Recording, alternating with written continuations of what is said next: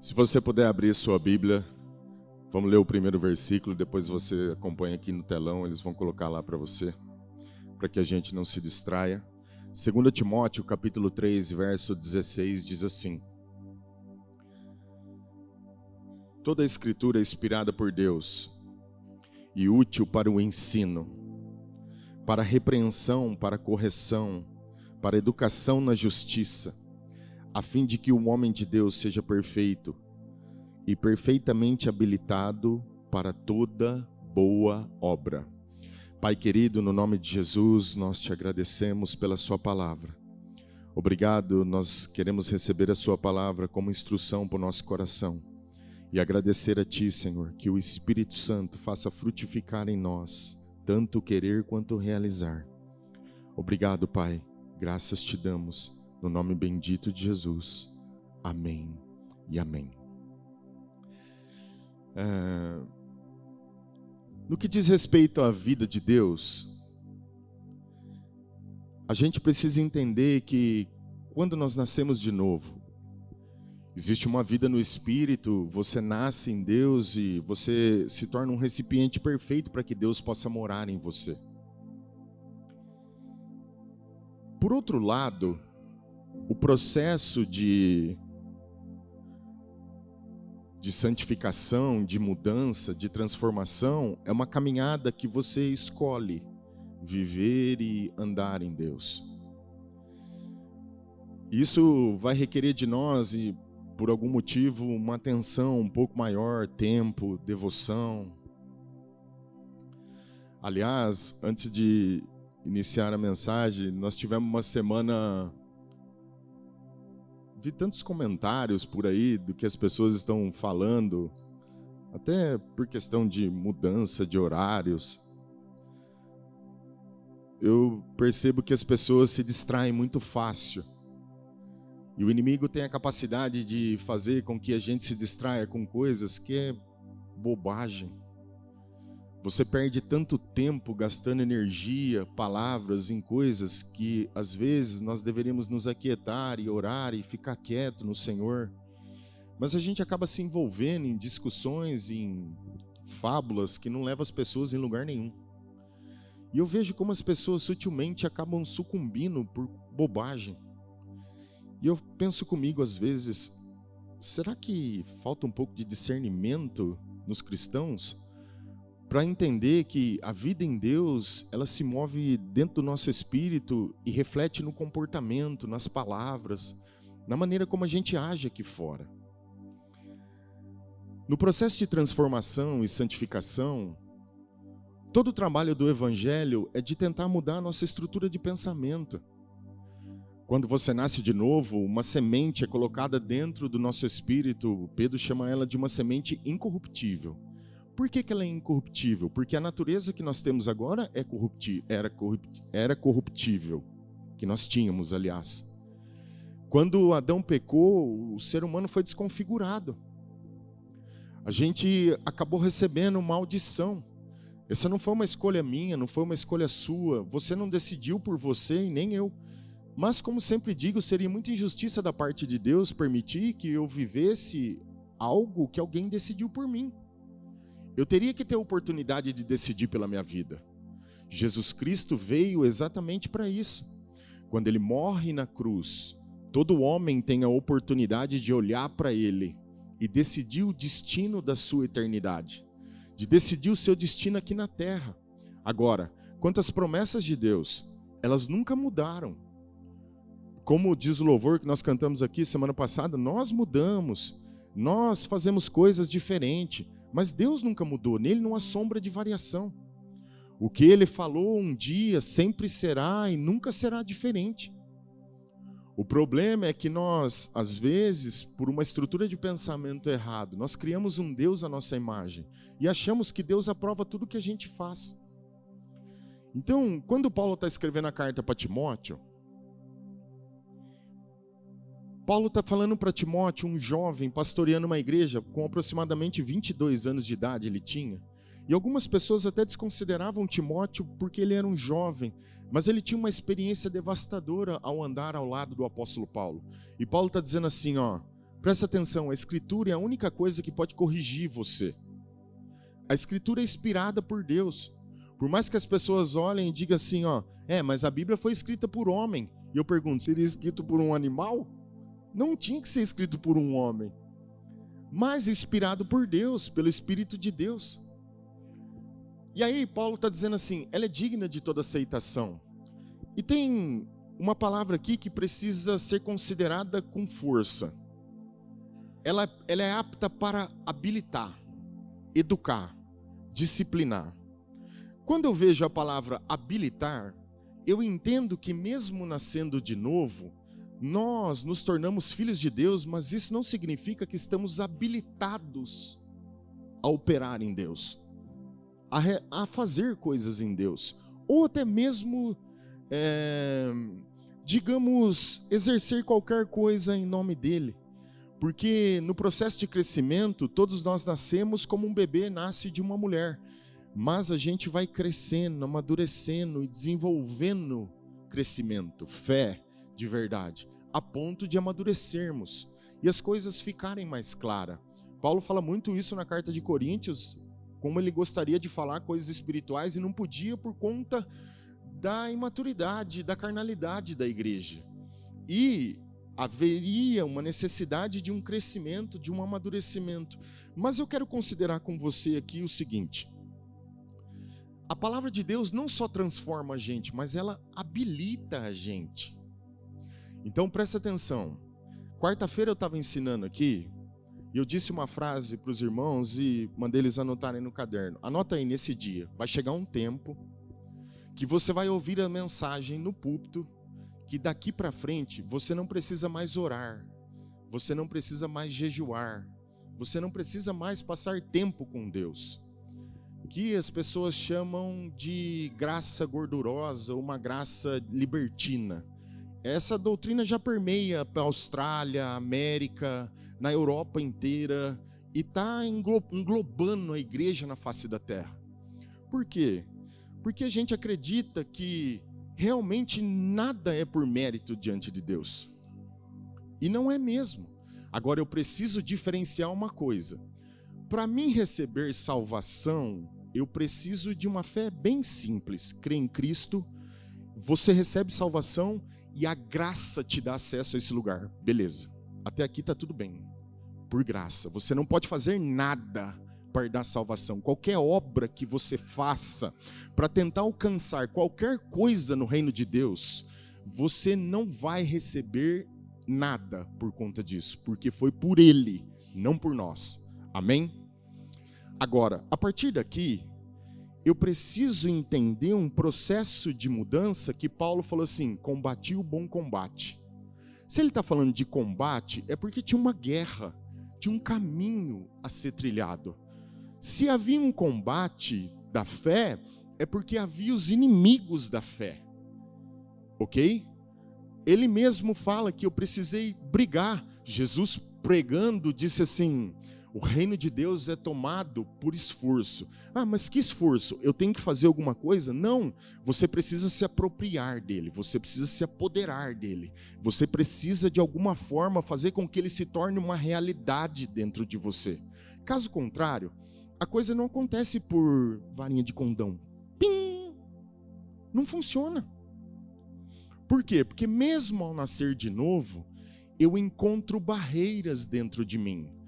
Paulo diz isso em Romanos quando está ensinando o povo a sair de uma estrutura de pensamento carnal que vivia pela lei, agora viver uma vida no Espírito, dizendo assim, o bem que eu quero fazer, esse eu não fazia, mas o mal que não quero, esse eu faço. Não é que Paulo andava assim, ele estava se pondo no lugar dos judeus, que ao ter as promessas de Deus, mesmo sabendo que eles não tinham que adulterar, adulteravam. Mesmo sabendo que eles não tinham que mentir, eles mentiam. Então Paulo está dizendo assim, mesmo nascendo em Cristo, eu encontro barreiras dentro de mim. Pensamentos evasivos que se exaltam contra o reino de Deus, a vida de Deus dentro de mim. E eu preciso de alguma forma ser habilitado, arrancar essas barreiras para que eu possa crescer, amadurecer e desfrutar daquilo que Deus realmente é para mim. Aleluia.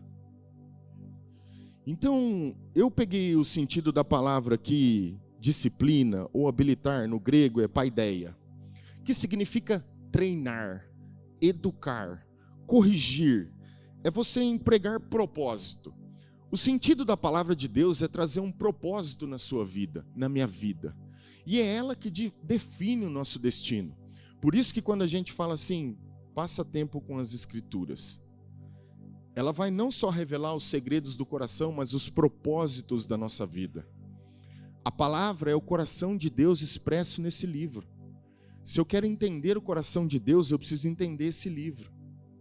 A gente às vezes discute ele, fala dele, sem ao menos ter aquele que instrui o livro. Você já percebeu que a igreja primitiva andava num nível de poder fora do comum e a gente tenta o tempo todo viver como eles?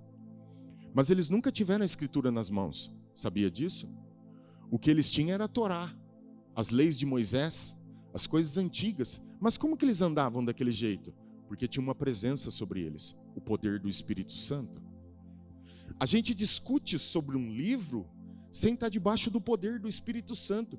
Por isso tanta falácia, tanta discussão, tanto, eu sou isso, eu sou aquilo, se é isso, eu sei aquilo. Irmão, se você for de Cristo e viver em Cristo, já está bom. Aleluia.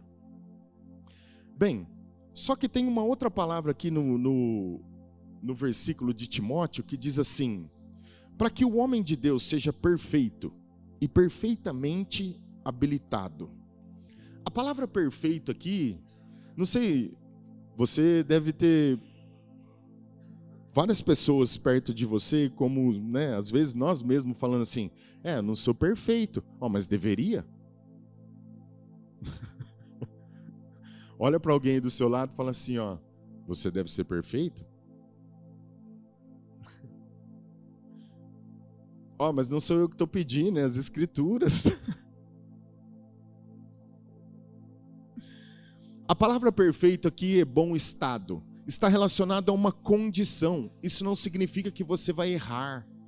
Você vai errar. Eu também. Nós vamos errar. Mas a palavra aqui é bom estado. É perfeitamente habilitado para que qualquer coisa que aconteça no meio do caminho, você tem recurso, você pode se chegar a Cristo, pedir perdão a Ele. Ele perdoa os nossos pecados, nos torna justo como Deus é e acaba nos levando na mesma condição que Ele está. Mas eu preciso crer nisso, porque caso contrário, eu fico me sabotando o tempo todo. Quando um pregador diz que, por exemplo, quando as pessoas ensinam você ou a mim que nós precisamos permanecer numa vida que sempre está sujeita a escorregar, e de fato ela está, mas eu quero dizer no seguinte assim: se alguém chegar em você e dizer assim, eu tenho um problema com isso, aí você diz assim, você terá a vida toda. Não, eu estou estimulando ele a acreditar numa coisa que nunca será diferente. Quando eu faço isso, eu tiro Cristo da fundação e eu estou dizendo que Ele não é suficiente. Agora, o eu falar que existe uma condição, eu não estou dizendo que ela não vai errar outra vez, ela vai. Mas Cristo está lá prontamente, de braços abertos, pronto para nos perdoar e nos justificar da mesma forma. Aleluia! Isso é perfeitamente estar em bom estado, estar sempre pronto para ser habilitado e equipado pelo céu, a ponto de o nosso coração ser transformado para a glória de Deus. Eu quero falar um pouco sobre o Jesus provedor da nossa vida. Eu tenho meditado um pouco sobre o ministério de misericórdia e de coisas que realmente importam no cristianismo, como não só servir a Deus, mas também servir as pessoas.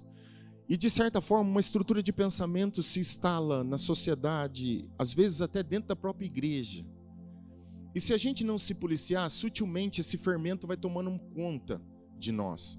O trabalho do Espírito Santo é de abrir os nossos olhos para que a gente não siga os modelos que às vezes está permeando as pessoas, o mundo delas. O que a gente precisa fazer é considerar as Escrituras, sempre. A Escritura é o caminho. Não é porque o fulano está fazendo isso que você deve fazer. Não é porque o cicrano está fazendo isso que deve ser feito. Você deve ouvir orientação do Espírito Santo e da palavra de Deus para que você realmente viva as promessas que Deus tem para você. Amém? Vou voltar num carinha aqui que eu tenho falado pouco dele, o jovem rico. Alguém deve estar dizendo assim, pastor, você só tem esse texto no livro? Quase. Sabe quando você fica preso numa coisa e Deus não deixa você sair dali? Marcos capítulo 10, 17, olha aqui. Pondo-se Jesus a caminho, correu bem ao seu encontro e ajoelhando-se perguntou-lhe, bom mestre, que farei para herdar a vida eterna? Respondeu-lhe Jesus, por que me chamas bom? Ninguém é bom senão um, que é Deus. Vou parar aqui, você conhece um pouco da história. O jovem rico teve um encontro fantástico diante de Deus. Jesus lhe deu a oportunidade de mudar o seu destino, a sua vida, para que ele pudesse viver uma outra realidade de tudo que ele já tinha vivido na vida dele. O fato é que o jovem rico não aproveitou a oportunidade. E a questão está sempre relacionada ao nosso coração, aquilo que a gente mais ama. O que Jesus queria fazer era não só mudar o destino do jovem rico, mas o coração dele, que estava direcionado às outras coisas. E nunca foi errado ter riquezas. O errado é o que a riqueza está fazendo com a gente. É como nós lidamos com aquilo que nós possuímos. O que o jovem rico não viu em Jesus foi a capacidade de poder seguir um outro destino e uma vida diferente, que Deus tinha planejado para ele um futuro brilhante. Ele poderia se tornar o apóstolo que de repente traiu Jesus lá na frente. Quando eu digo assim, entraria no lugar de Judas, mas ele não aceitou o convite. A questão que eu quero tentar entender com você é o seguinte. O jovem rico faz uma pergunta para Jesus e diz assim, o que devo fazer para herdar a vida eterna? O que é vida eterna? Eu preciso entender vida eterna. João capítulo 17 diz assim, a vida eterna é essa, que conheçais aquele que por ele foi enviado, Jesus Cristo. Todo o trabalho do Evangelho do Espírito Santo é que você conheça a Jesus. Quando o jovem rico faz uma pergunta, o que eu devo fazer para herdar a vida eterna? Jesus o chama para caminhar com ele. Siga-me. Você vai entendê-la. Agora, seguir a Deus não está relacionado apenas a praticar mandamentos. Por quê? Porque mandamento, na rigidez, no legalismo, ele apenas às vezes aponta a ferida. Ele mostra o problema, mas não tem a capacidade de mudar o interior dos homens. Você pode ver, todo lugar que a regra é rígida, o relacionamento é fraco. Então as pessoas às vezes vivem o mandamento, mas não vivem honra, não vivem amor, não vivem misericórdia, não vivem nada. Elas fazem por obrigação, não por honra. Você pode muito bem servir o seu patrão e sair assim, ó. Esse cara podia um caminhão passar em cima dele hoje. Mas você obedeceu o que ele pediu? É o que acontece na maioria das vezes. Aliás, dê o seu patrão que você dá a Deus e você verá se continuará trabalhando no mesmo lugar.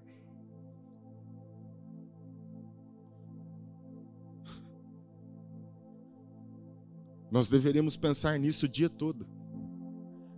Dê a Deus o que você dá à sua esposa, ao seu marido, e verá se você continuará casado. Aliás, dê a sua esposa, ao marido, aquilo que você dá a Deus e verá se continuará casado. Mas a gente acredita que as coisas podem ser feitas do jeito que a gente imagina.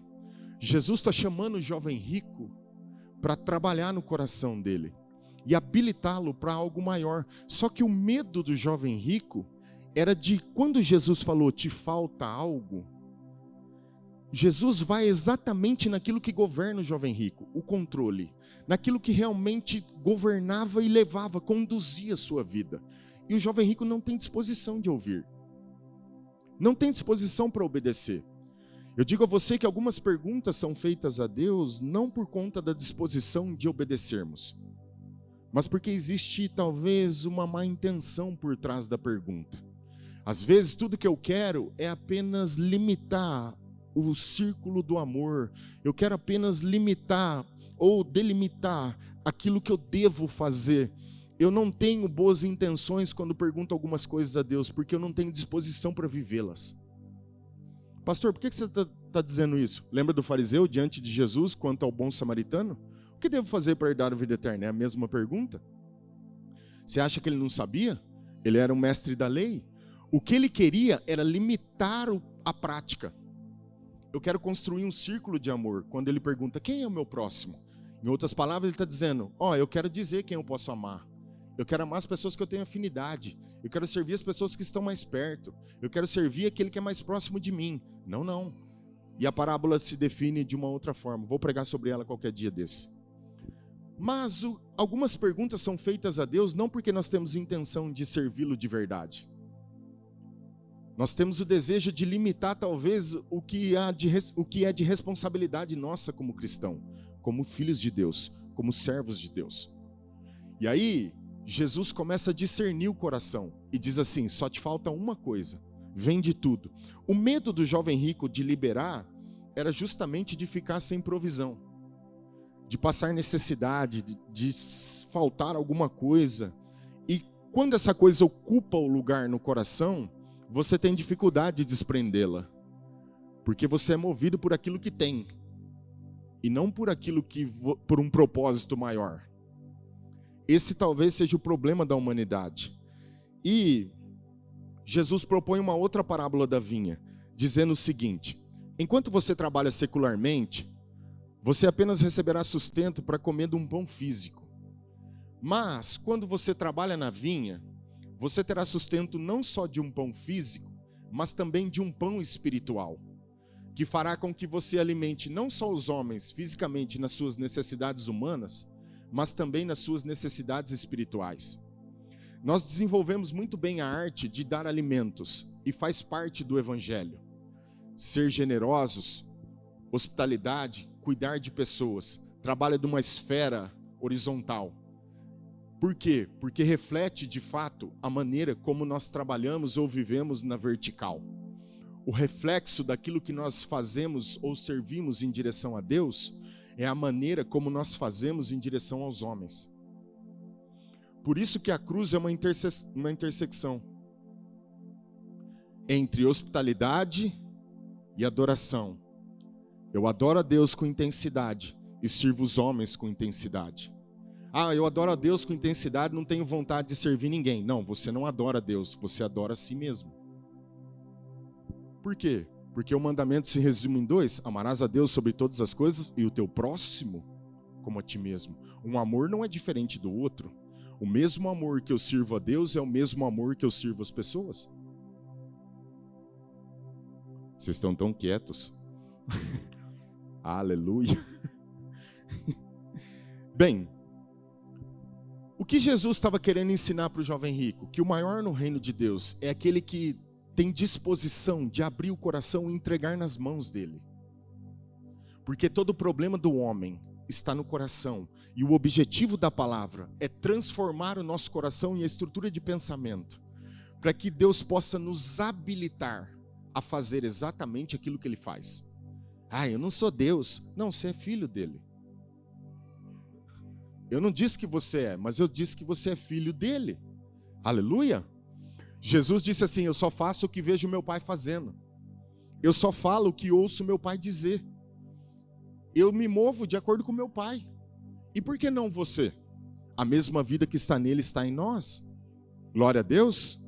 Aleluia.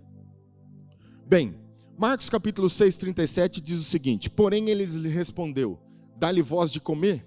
Dá-lhe vós mesmo de comer. Disseram-lhe, iremos comprar 200 denários de pão para lhes dar de comer? Todas as vezes que Deus nos pede algo, as promessas de Deus, a visão divina, é sempre maior do que aquilo que nós podemos fazer. Aqui está a questão. Apesar dos discípulos estarem andando com Jesus, a sua visão é limitada. Eu posso muito bem andar com Jesus e ter visão limitada.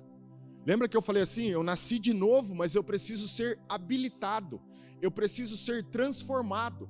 O processo de regeneração, de transformação do Evangelho é de mudar a estrutura de pensamento, da consciência, de eu ter uma consciência viva de quem Deus é para mim. Amém? Jesus está dizendo aos discípulos, dá-lhe vós de comer? E nós desenvolvemos bem a arte de dar cestas básicas e suprir da forma natural. E às vezes nós precisamos saber disso. Nós nem precisamos de Deus para fazer isso. Tem muita gente que serve as pessoas com alimento, com coisas dessa natureza, filantropia, e fazem às vezes muito melhor do que a gente, os cristãos. Mas nós precisamos de algo aqui que Jesus fala no texto, e eu vou ganhar um pouco de tempo, que às vezes é isso que está faltando em nós: compaixão. O que é compaixão? Compaixão é eu me colocar no lugar do outro. Só que às vezes nós estamos tão preocupados com a nossa própria agenda, estamos tão preocupados em cuidar de nós mesmos, que às vezes nós não conseguimos enxergar nada em ninguém. O coração às vezes está tão cauterizado, nós estamos tão fechados para as coisas que estão acontecendo ao nosso redor, que tudo que eu consigo enxergar é a minha vida e os outros que também buscam deles. Só que em contrapartida eu preciso tomar cuidado para não canalizar nos outros aquilo que eu deveria fazer em Deus. Porque uma coisa não justifica a outra. Apesar de às vezes passar por esse momento e ter necessidade, eu não posso criticar ou condenar alguém por não ter feito algo. Porém, eu preciso vigiar a minha vida para que o meu coração não se ofenda. O que Jesus está dizendo aos discípulos? Dá-lhe voz de comer. Existe uma responsabilidade em nós como cristãos de ter suprimento. Por quê? Porque o comissionamento está em você. Se ele pediu para que nós fizéssemos algo, ele sabia que você pode, ele sabia que eu posso, ele sabia que como igreja nós teríamos suprimento para o mundo. Mas às vezes não é o que acontece. As pessoas olham para a gente como pessoas normais, comum. Por quê? Porque nós estamos fazendo as mesmas coisas que elas. Não há nada de diferente. Não há nada que diferencie a vida de alguém que está vivendo sem Deus moralmente, daqueles cristãos que se denominam filhos de Deus, nós, a igreja. E às vezes não reproduzimos o caráter de Cristo. Pastor, vai devagar. Não, entenda, de verdade, com muito amor. Eu quero que você receba desse pão. Eu tenho certeza que você vai ser um provedor nessa vida.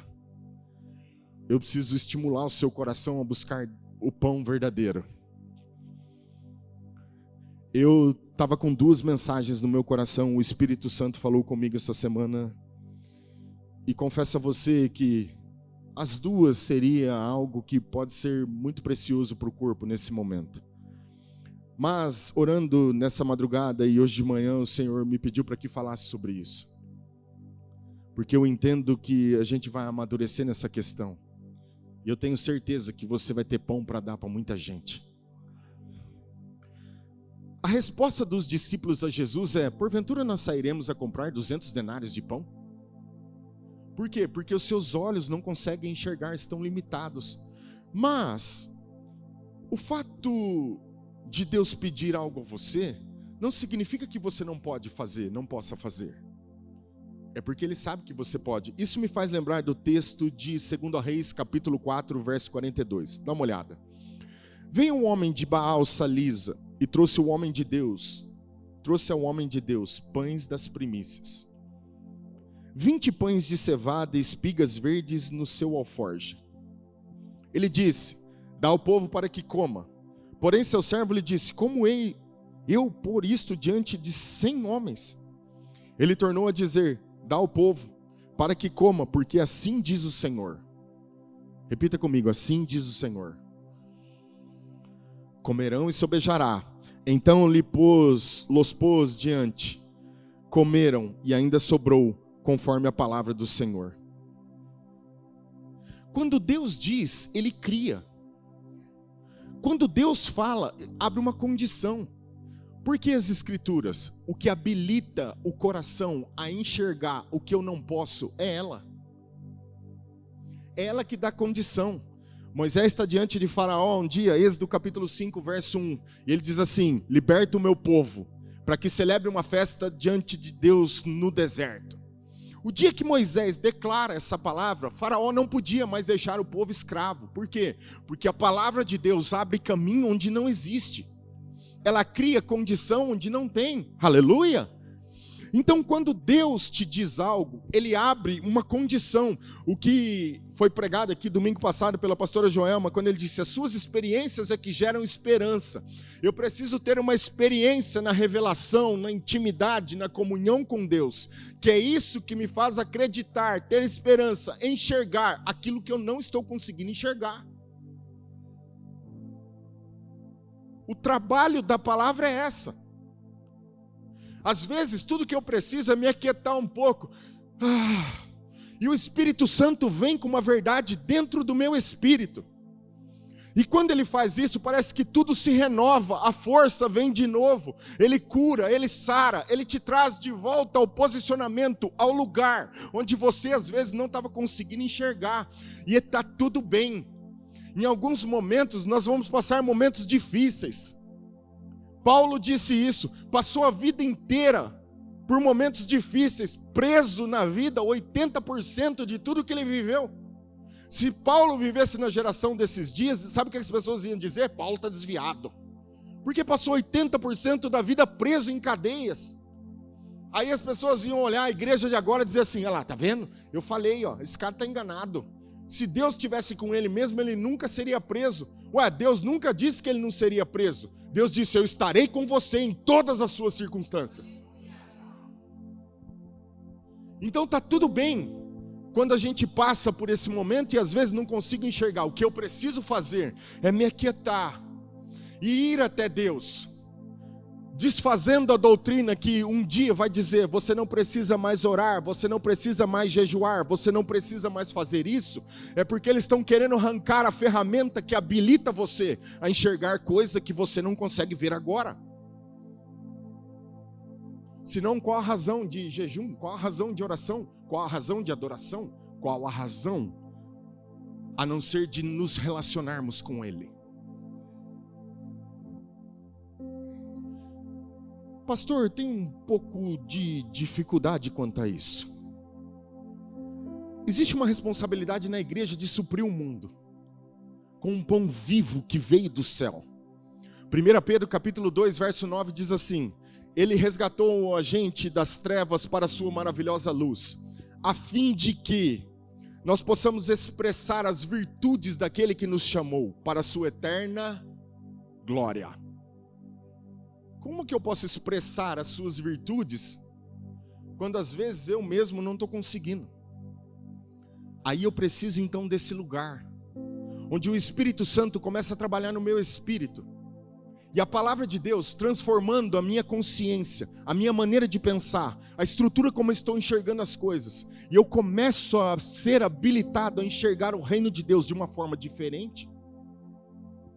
Um dia eu estava numa conferência, um pastor orou por mim, e ele disse assim: a partir de hoje a Bíblia vai ficar diferente para você.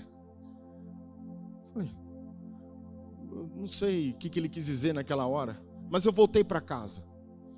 Eu sempre tive muito prazer na leitura da Escritura. Eu acho que isso não sabia. Agora em agosto faz 30 anos que eu nasci de novo. Mas logo no começo da minha caminhada cristã, eu sempre tive muita fome das Escrituras. Eu tinha um anseio pelo conhecimento, mas eu não sabia nada. Eu só gostava mesmo de ler e guardar o texto. Futuramente, mais para frente, posteriormente, eu entendi que tudo isso tinha a ver com a minha chamada em Cristo. Mas até então, tudo que eu fazia era pegar a palavra, esconder no meu coração e ficava com ela. E tudo que acontecia, eu reproduzia a palavra. Era a palavra que me ditava na minha boca. Todo o tempo, sem saber o que eu estava fazendo. Era tão inocente que tudo que eu sabia era falar o que Jesus falava. E tá bom, era isso. Aí, de fato, quando aquele homem orou por mim, eu voltei para casa e no processo de meditação, algumas coisas começaram a saltar no meu espírito. É claro que isso é resultado de uma vida de oração no Espírito Santo, de entrega, e chega uma hora que parece que as coisas mudam mesmo. Você começa a enxergar coisas nas Escrituras onde eu não enxergava. Existe momento e tempo para todas as coisas, mas o que eu quero dizer é que existe uma imagem por trás da letra. E às vezes você está lendo as Escrituras, salta no espírito o entendimento. Pum, é isso. Você se sente a pessoa mais livre do mundo. Qualquer coisa que venha contrária àquilo que você entendeu, você vai repugnar. No bom sentido da palavra você não aceita menos do que Deus está dizendo para você. Mas nem todo mundo pensa assim. Não, tá tudo bem. Isso tem a ver com lugares onde você foi, com vida em Deus. São processos. Você pode estar vendo algo em Deus que eu ainda não vi. Como eu posso estar vendo algo em Deus que você não viu? E a gente se entende. A gente só caminha para um bem maior, para um bem comum, Jesus Cristo. O que eu não posso é tirar Cristo do fundamento. Por quê? Porque Ele é o provedor da minha vida. É Ele que cuida de todas as coisas. Ele é responsável por suprir a nossa vida nele. Amém?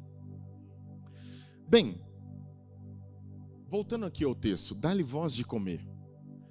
Tem um sentimento que precisa permear o nosso coração: compaixão.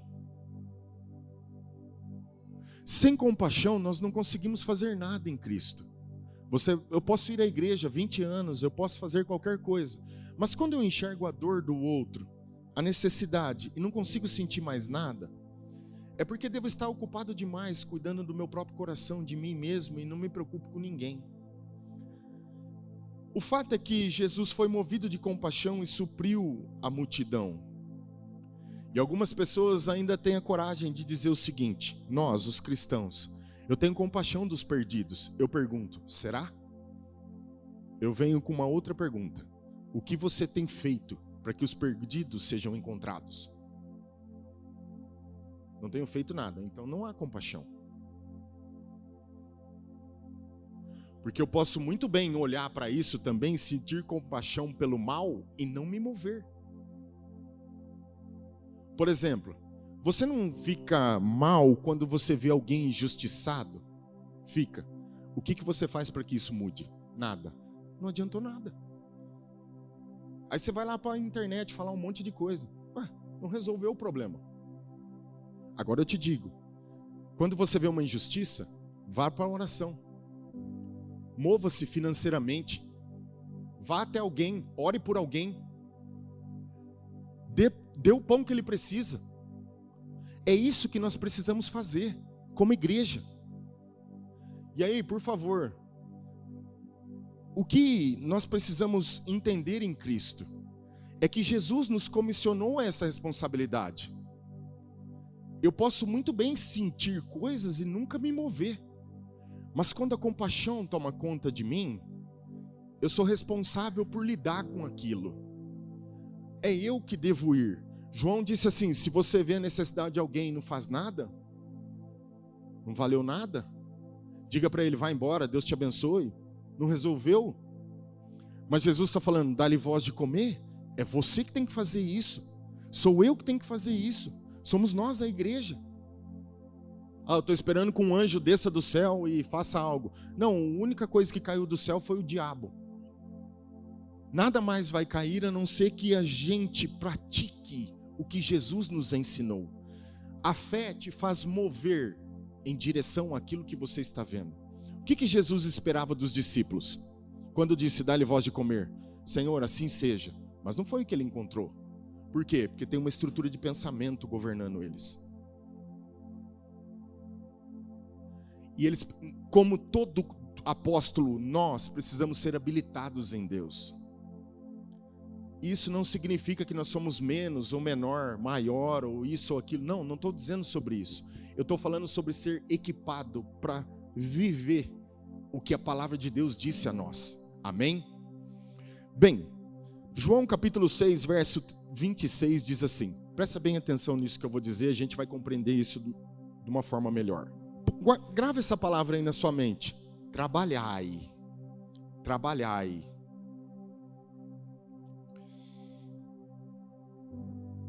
Porque Deus o Pai o confirmou com o seu selo.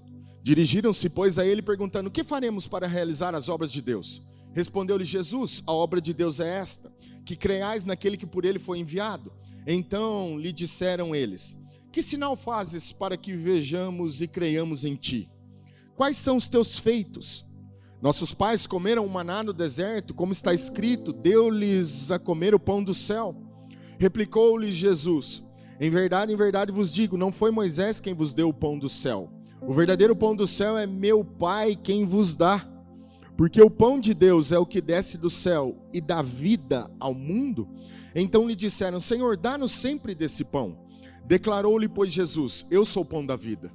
O que vem a mim jamais terá fome, e o que crê em mim jamais terá sede.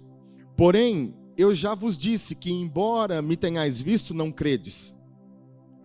Presta atenção numa coisa. Por que Jesus disse aqui, trabalhai?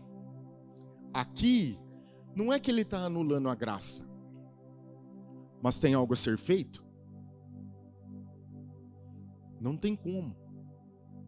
Olha só, Jesus falou acerca de 2 tipos de alimento. O pão que sustenta o corpo físico e o tipo de pão que seria um alimento espiritual. Esse sim o mais importante para nós. O povo interpretou a palavra trabalhar aqui errado, porque no que diz respeito à salvação, de fato não há nada que eu possa fazer porque é por graça. Agora, o que eles não leram foi dá-lhe voz de comer, porque o Filho vos dará, Ele quem dá. Aqui nós entendemos errado e anulamos essa parte aqui, porque Jesus foi muito claro que existia uma necessidade de crer. Para que o Filho pudesse te dar, ele disse: creiam naquele que por ele é enviado. Então, eu tenho a ideia que nós trabalhamos pela comida que perece e não temos dificuldade de fazer isso. É necessário, todos devem trabalhar. Todos têm que trabalhar secularmente, em trabalhos. Ah, mas eu acho que eu deveria servir a Deus no integral. A chamada integral é uma chamada exclusiva. Nem todo mundo vai servir no integral. Todo mundo deve trabalhar para quê? Para que haja suprimento na casa, para que o reino se estabeleça, para que as coisas se movam. Aleluia! Para que ninguém passe necessidade, para que ninguém fique pensando depois: ah, Deus não fez isso para mim, Deus não fez. Oh, mas Ele nunca falou para você fazer isso. Agora, nós não temos dificuldade em trabalhar nos nossos trabalhos, porque nós temos medo de ficar sem o pão físico. Mas às vezes não é isso que nós fazemos na vida espiritual. Nós não trabalhamos com o mesmo empenho que trabalhamos na vida secular, no que diz respeito à vida espiritual. Por quê? Porque nós temos medo de ficar sem o pão físico, mas não temos medo de ficar sem o pão espiritual. É impressionante. Só que Jesus disse assim: dá-lhe voz de comer. Existe uma responsabilidade como igreja de suprir o mundo. Está sobre nós. Se o mundo não olhar para a igreja e ver esperança, onde eles verão? Jesus está dizendo o seguinte: vocês devem trabalhar não só pela comida que perece, mas pela comida que permanece para a vida eterna. E aqui, que trabalho é esse? Eu devo fazer alguma coisa para que Deus venha e faça algo? Não.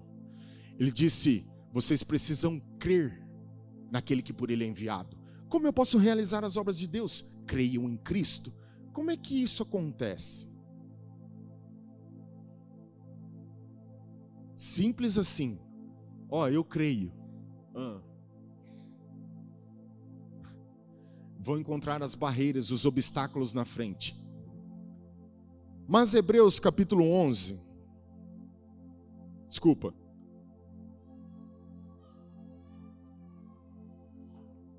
Segunda Coríntios capítulo 12, 15 diz assim: eu de boa vontade me gastarei e ainda me deixarei gastar em prol da vossa alma. Se mais vos amo, serei menos amado? Paulo gastou a sua vida inteira trabalhando por uma comida que não perece. E serviu os homens porque entendeu algo diferente de tudo que ele viu na vida. Paulo teve todos os títulos. Ele era um homem honrado na sociedade. Acredito eu que não tinha necessidade de nada pela honraria. Sabe que um rabino antigamente, quando ele ensinava, ele era suprido pelos seus discípulos. Isso era uma questão de honra, ainda é no Oriente Médio. Por isso que Paulo escreve na carta da Galácia o seguinte: faça-se participante de tudo que você tem recebido, aqueles que te instruem. Ele escreveu em Gálatas 6 isso. Isso é uma forma de honrar aquele que instrui você no caminho. Nos rabinos era assim. Paulo nunca teve necessidade de nada, mas quando entendeu Cristo, ele trabalhou a vida toda por um pão que não perecia e buscou a Deus para servir os homens com muita compaixão, com tanta intensidade, como Jesus fez. Às vezes, o que nós não estamos percebendo é que nós não estamos vivendo uma geração que tem necessidade de pão físico. Nós estamos vivendo uma geração que tem necessidade de um pão espiritual. Só que em nome da bola da vez, a gente troca coisas eternas por coisas temporárias. Muito rápido. Se aparecer uma proposta melhor, eu mudo meu destino, eu mudo a minha vida, eu mudo a rota. E o que às vezes eu não percebo é que eu me desconecto do propósito. O que faz um homem próspero? É ele estar no seu devido lugar. Isso não tem a ver com quanto eu ganho, com quanto você ganha. O que você precisa estar é no centro da vontade de Deus, onde Cristo te chamou. Tem gente, por exemplo, você é chamado para trabalhar dentro de uma fábrica. Deus quer que você esteja ali. Você é um homem próspero? Porque essa é a vontade de Deus para você. Ah, mas Deus quer que eu cresça. Não, não tenho dúvida quanto a isso. Mas você cresce na presença dEle. Não é crescer fazendo a coisa errada. Não é crescer fazendo as coisas como as pessoas ditam. Eu preciso entender o que Deus tem para mim. E aí, quando eu estou nesse lugar, tudo fica melhor. Eu enxergo o mundo colorido. Tudo é melhor. Eu vivo alegre. Eu faço as coisas com alegria. Eu me movo em Deus porque eu estou exatamente dentro da sua vontade.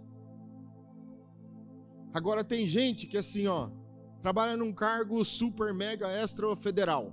Ganha 50 mil por mês. Ah, você não aguenta mais, não aguento nem vir nesse lugar. Nem o salário dele mais satisfaz. Por quê? Porque está fora daquilo que Deus quer para ele. Acontece com todo mundo.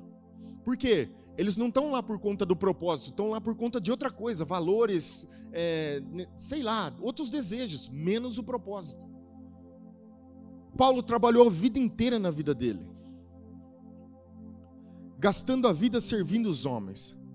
Mas como é que eu faço? Qual o trabalho que Jesus estava dizendo? Trabalhai para uma comida que não perece. Ele disse, você deve crer naquele que por ele é enviado. Como que eu posso crer? Hebreus capítulo 11, verso 6. Sem fé é impossível agradar a Deus. Mas eu não tenho fé? Claro que temos. Agora, para eu receber, eu preciso me aproximar dele. Lembra da palavra de Deus, habilitar, educar, disciplinar? O processo de transformação é para me levar para perto de Deus, para que eu possa enxergar as coisas mais claras. E aí eu passe a crer que eu posso receber aquilo que Ele me falou. Está aqui o trabalho. Você precisa se aproximar de Deus. Como? Orações, jejum, adoração. Ah, mas eu não estou falando em distância. Deus mora dentro de você. Não é sobre isso, é relacionamento. Estreitar um relacionamento. Tem gente que diz assim, não preciso orar, Deus mora dentro de mim. Tá, o que Ele está falando aí agora? Eu não consigo ouvir, é os obstáculos. Arranca eles e você vai ouvir, que nem uma pessoa que fala com você fluentemente. Todos nós temos, todo mundo tem. Então o trabalho é esse, me aproximar dEle. Quanto mais eu me aproximo de Deus, mais as coisas ficam claras. E as suas promessas começam a se tornar evidentes. Eu começo a crer de fato que eu posso. Que esse provedor que Ele disse que eu sou, o pão que Ele disse que me daria, eu começo a acreditar que isso é uma realidade. Porque Ele me chamou para isso. Ele te chamou para isso. Você carrega algo que o mundo necessita. Você carrega algo precioso. Paulo chamou de tesouro precioso. Paulo chamou de uma vida preciosa, que não pode ser negligenciada. Ah, mas isso significa que eu não vou ter problema? Não estou falando isso, todos nós vamos ter. Mas é como eu lido com o problema. Aleluia! Vamos concluir esse negócio. Marcos capítulo 8, verso 11 diz assim: Logo depois que Jesus disse para os discípulos, dá-lhe voz de comer, avançando 2 capítulos, ele fala com os discípulos o seguinte, aliás, avançando um pouco para frente. Ora, aconteceu que eles esqueceram de levar pães, e no barco não tinham consigo senão um só. Preveniu-os Jesus dizendo, vede, guardai-vos do fermento dos fariseus e do fermento de Herodes. E eles discorriam entre si, é que não temos pão. Jesus, percebendo, lhes perguntou, por que discorreis sobre o não terdes pão? Grava essa palavra aqui, discorrer. Ainda não considerastes nem compreendestes? Tendes o coração endurecido? Tendo olhos não vedes, e tendo ouvidos não ouvis? Não vos lembrais de quando parti os 5 pães para os 5.000? Quantos cestos cheios de pães recolhestes? Responderam eles, 12. E de quanto parti os 7 pães para os 4.000? Quantos cestos cheios de pedaços recolhestes? Responderam, 7. Ao que lhe disse Jesus, não compreendeis ainda? Jesus havia acabado de multiplicar os pães. Movido de uma compaixão, ele supre o mundo e dá sustento àquelas pessoas que tinham necessidade.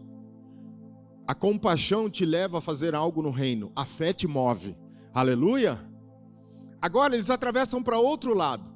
Quando os discípulos olham no barco e falam assim, esquecemos o cesto de pães? Agora eles estão preocupados. E eles começam a discorrer entre eles. A palavra no original, discorrer, sabe o que significa? Pensamento evasivo, exaltado. É o mesmo que Paulo usou na carta de 2 Coríntios capítulo 10. Levando o vosso pensamento em Cristo, preso à obediência, não deixando que os pensamentos altivos tomem conta de você. As nossas armas não são carnais, mas espirituais em Deus para destruir esse tipo de sofisma. É a mesma palavra que diz discorrer e pensamento exaltado. É a mesma coisa. O que aconteceu? Quando eles olham e não enxergam um pão, automaticamente a barreira que eu disse que existe, o pensamento exaltado, começa a questionar a Jesus naquela hora. E Jesus olha e diz assim, é lógico que é incredulidade. Mesmo andando com Jesus, vendo os milagres, vendo um monte de coisa, agora eles estão em incredulidade. E Jesus está dizendo assim, ei, vocês estão vendo e não compreendem? Vocês ouvem e não conseguem entender? Vocês estão preocupados com o pão físico, mas quem multiplicou o pão fui eu. Você consegue enxergar o que não tem, mas não consegue enxergar quem eu sou. O que Jesus está dizendo é, não olhe para aquilo que você não está vendo, olhe para aquele que está com você, Jesus Cristo. O que multiplica os pães é Ele. É exatamente o que acontece conosco. Quando Deus nos pede algo, os nossos olhos físicos não conseguem enxergar, mas a gente se esquece daquele que está conosco. Por quê? Porque daí eu atento porque eu estou vendo, eu atento porque eu estou sentindo, eu atento porque eu não tenho, mas eu não consigo olhar para o céu e fazer exatamente o que Ele fez. Tem 5.000 pessoas na frente dele. 5.000. 5 pães e 2 peixes. Ele está mostrando o caminho. Pai, graças te dou, porque sempre me ouves. Entrega o pão aos discípulos e diz, multiplique. Ele está dizendo, se o que você não tem, você não consegue enxergar o caminho, olhe para o céu. Ore a Deus, dê graças por aquilo que Ele já fez. E aí comece, se mova, faça algo. E as coisas vão começar a acontecer. É porque a gente olha para o que não tem, mas não olha para quem está conosco. O pensamento evasivo te impede de olhar ou enxergar aquilo que Deus já disse que você tem. Vira para alguém do seu lado e diga para ele, você tem algo precioso aí.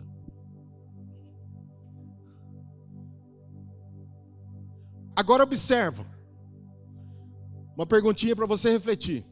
Quando Jesus olha para os discípulos, ele pergunta para eles, ei, vocês esqueceram de quantos pães eu multipliquei para os 5.000?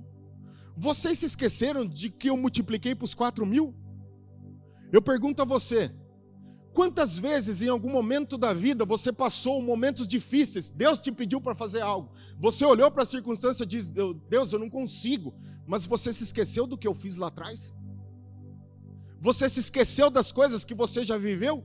É impressionante como a gente consegue escrever as promessas de Deus numa areia da praia, naquela areia fininha que todo mundo passa e apaga, mas a gente escreve em tábuas de mármore as coisas ruins que acontecem conosco. É impressionante. Jeremias disse: traga a memória o que te dá esperança. As misericórdias do Senhor se renovam a cada manhã. Diga a Deus as suas promessas. Diga a Ele que Ele é o seu médico, o seu vencedor, aquele que te salvou, o Salvador. Aleluia! Eu preciso dizer ao céu. E os discípulos não conseguem. Como assim? Ei, fui eu que multipliquei os pães. Foi eu. Sou eu. Você não precisa de um pão físico, você precisa do pão que alimenta. Batalhem não pelo pão físico apenas, mas você precisa ter uma visão clara daquele que te dá o pão que não perece.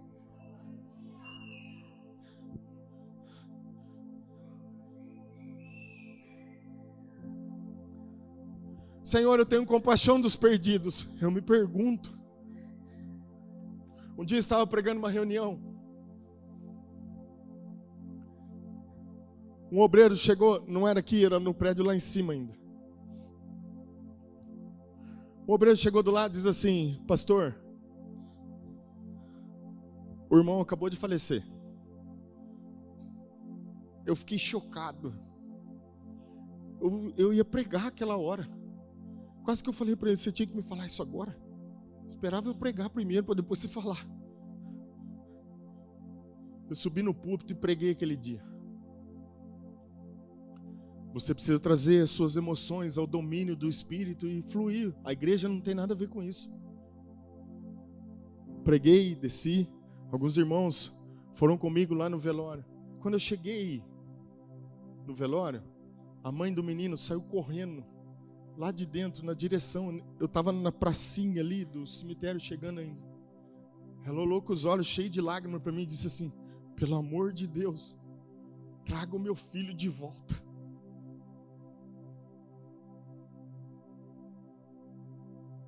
Cara, eu nunca esqueço daquela cena. Ele sofreu um acidente de carro horrível.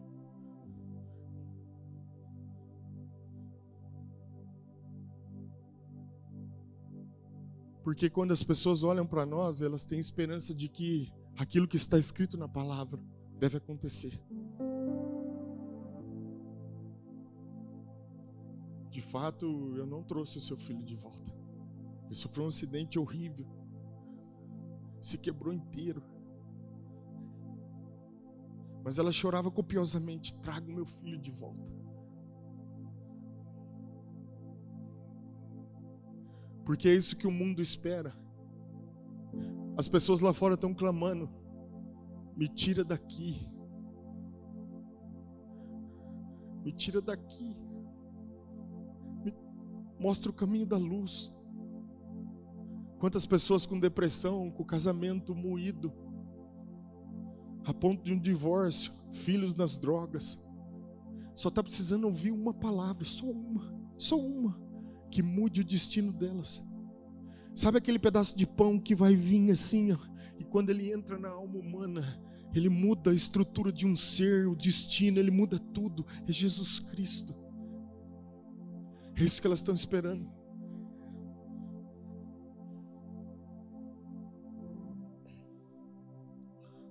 Em contrapartida, logo depois encontrei um homem com uma cirurgia de coração marcado. Disse: pastor, eu estou com medo de morrer. Olhei para ele nos olhos dele. Aquele dia o dom da fé operou em mim. Eu falei: você não vai morrer. Orei por ele. Nem a cirurgia ele precisou fazer. Mas as pessoas esperam que isso aconteça, porque está escrito nesse livro. A palavra é poderosa para instruir e habilitar a gente. Porque elas estão esperando que você dê a elas o que elas precisam. O mundo carece de um pão vivo. O que os discípulos não entenderam aqui, por causa de uma estrutura de pensamento, eles não conseguem enxergar o Cristo que está do lado deles. Escute, eu não sei o que você está passando, mas eu posso te dizer: Jesus está aí com você. Você pode estar no pior momento da sua vida. Eu já tive em lugares horríveis. Eu já tive em lugares a ponto de desistir de tudo. Como todo homem. Mas Jesus foi lá, cara. A única coisa que Ele quer é que você possa abrir os olhos para que você enxergue que Ele está aí. Ele está aí. Ele é o provedor da sua vida. Ele é aquele que tem o que você precisa. A esperança não está nos homens. A esperança não está em lugares. A esperança não está onde você imagina. Ela está em Cristo Jesus. O que você precisa é se aproximar de Deus. Quando você fecha os olhos e diz: Deus, eu te amo. Ele está aí.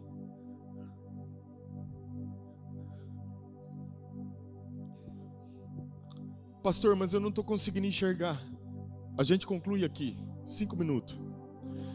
Marcos 8:22. Então chegaram a Betsaida e lhe trouxeram um cego, rogando-lhe que o tocasse.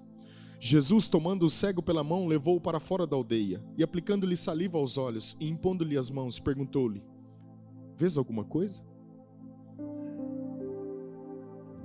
Este, recobrando a vista, respondeu: vejo os homens, porque como árvores os vejo andando. Então novamente lhe pôs as mãos nos olhos, e ele, passando a ver claramente, ficou restabelecido, e tudo distinguia de modo perfeito. E mandou Jesus embora para casa, recomendando-lhes: não entres na aldeia. Escute. Às vezes o que Deus precisa é só tirar você um pouco do ambiente de incredulidade. Esses dias atrás, eu fui meditar um pouco nas Escrituras, e parece que a maneira como Deus opera é diferente em alguns lugares, porque Deus faz do jeito que Ele quer. Não pode se dizer que isso é uma doutrina, mas em alguns momentos é o que Deus vai fazer.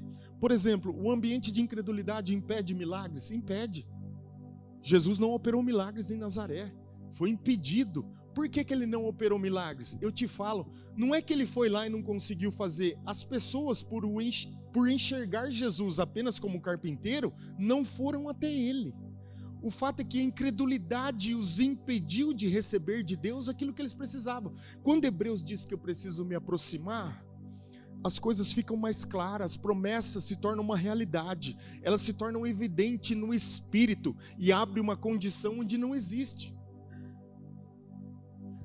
Agora, em alguns trechos da Escritura, parece que Jesus precisou tirar as pessoas do meio de um monte de gente. Por quê? Porque talvez aquele ambiente não aconteceria. A casa de Jairo, por exemplo, sai tudo daqui, estava tudo... sai daqui. O choro agora não resolve. Jesus precisava de homens de fé. Volta à vida, Talita cumi. E ela volta à vida.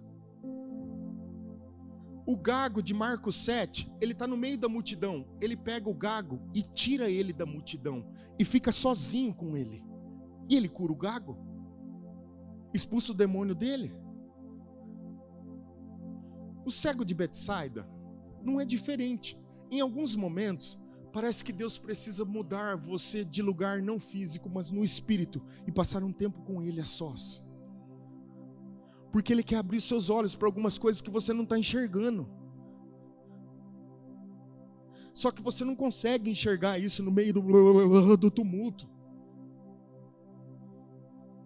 Às vezes você só não está conseguindo enxergar, mas Ele está aí. Aí sabe o que Ele faz? Ele te toca de uma forma diferente, peculiar. E aí você diz assim: Deus, estou enxergando mais ou menos, está quase. Aí Ele vai e te toca de novo. Ele fala: agora eu estou enxergando perfeitamente, porque esse é o desejo dEle. Que você esteja sós na presença dEle.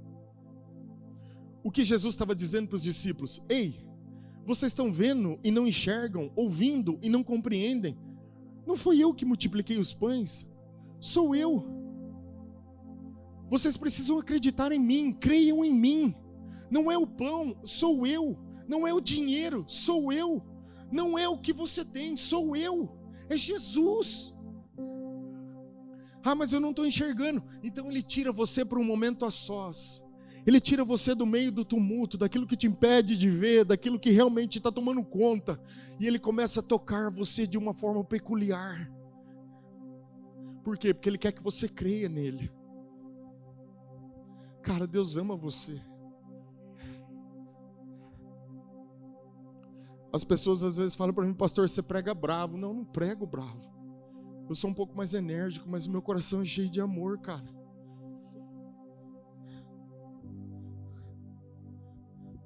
As palavras saem com amor, eu posso te garantir. Deus é testemunho na minha consciência. Eu só não quero que você não viva isso.